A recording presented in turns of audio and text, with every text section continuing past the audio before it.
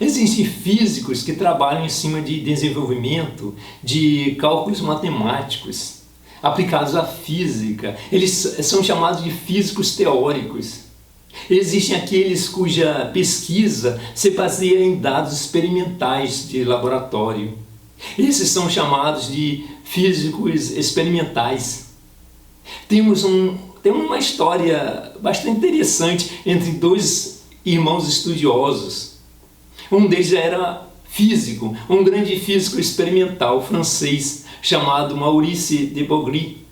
Na época ele se empenhava com os estudos da radiação.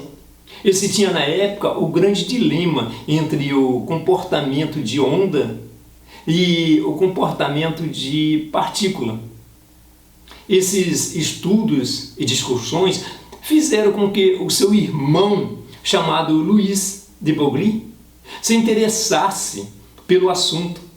E ele ficou tão maravilhado com aquilo que veio a abandonar o seu curso de história e entrar no curso de física. E ele foi adiante, ele se formou em doutorado na Faculdade de Ciências de Paris. E em 1924 ele defendeu a sua tese de doutorado, apresentando um trabalho genial, totalmente original e inédito. Ele propôs que todo aquele estudo da dualidade matéria-onda que se desenvolvia em cima da radiação fosse expandido para a matéria e logicamente, a todo o universo, pois o universo é composto de matéria e energia.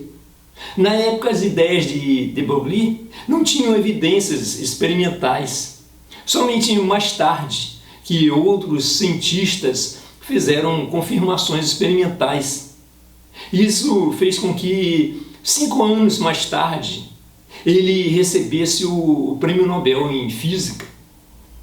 Então, para de Broglie, as relações matemáticas que até então estavam sendo usadas para as radiações, agora também serão usadas para a matéria.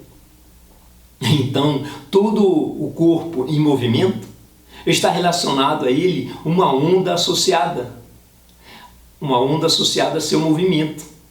E obedecendo as relações, essas relações, da relação dessas duas equações, temos a seguinte equação, que chamamos de relação de Broglie.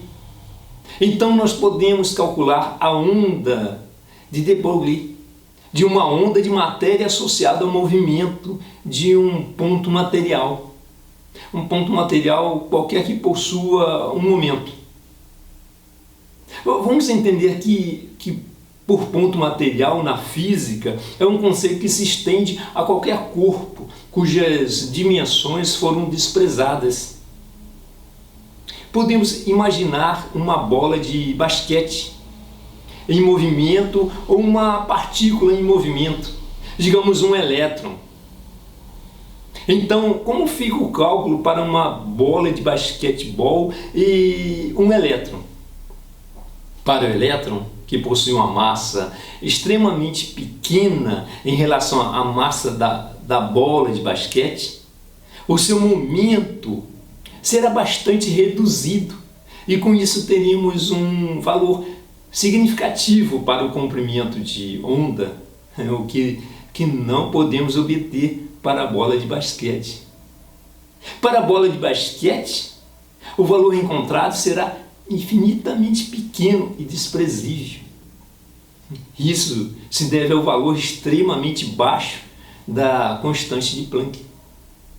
As ondas possuem várias características que nós chamamos de fenômenos ondulatórios, e um deles é a chamada difração. Podemos entender grosseiramente a difração como a capacidade da onda em contornar obstáculos. Então tivemos no ano de 1927 um experimento feito por J.P. Thomson, em que ele faz passar um feixe de elétrons por filmes finos e com isso ele consegue obter o fenômeno da difração. A difração é uma característica de ondas. Logo, ele prova que o elétron possui característica ondulatória e ganha com isso o Nobel de Física em 1937. E com isso temos uma história bastante interessante. O elétron, que foi descoberto em 1897 como sendo uma partícula de carga e massa definida, foi descoberto por J.J. Thomson, que era o pai de J.P. Thomson, e recebeu o Nobel em 1906. Olha só que coisa curiosa. O pai demonstra que o elétron é uma partícula e recebe uma premiação. E o filho demonstra que o elétron é uma onda e também ganha uma premiação. Mais tarde, outros físicos demonstraram experimentalmente a associação de onda no movimento de outras partículas, sejam elas carregadas ou não, e também de moléculas. Tanto a radiação como a matéria possuem duas características, de onda e de corpúsculo. Se o experimento envolve emissão e absorção, então temos a predominância corpuscular. Mas quando o experimento envolve movimento, predomina o aspecto ondulatório. Lembrando que quanto menor o comprimento de onda, mais difícil a detecção experimental, até o ponto que isso não será mais possível. Mas isso não valida a sua existência, porque a constante de Planck vai sempre existir e ela jamais assume o valor zero. Então, resumindo, a constante de Planck, por ser muito pequena, faz com que para uma partícula macroscópica a sua massa fique tão grande, fazendo o seu momento também ser grande. E com isso o comprimento de onda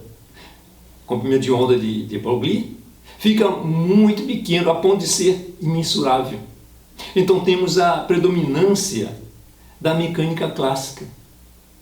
Agora, para partículas microscópicas, a massa é muito pequena e os momentos também, e isso compatível com a constante de Planck, fazendo com que a onda de Broglie fique grande a ponto de serem imensuráveis experimentalmente.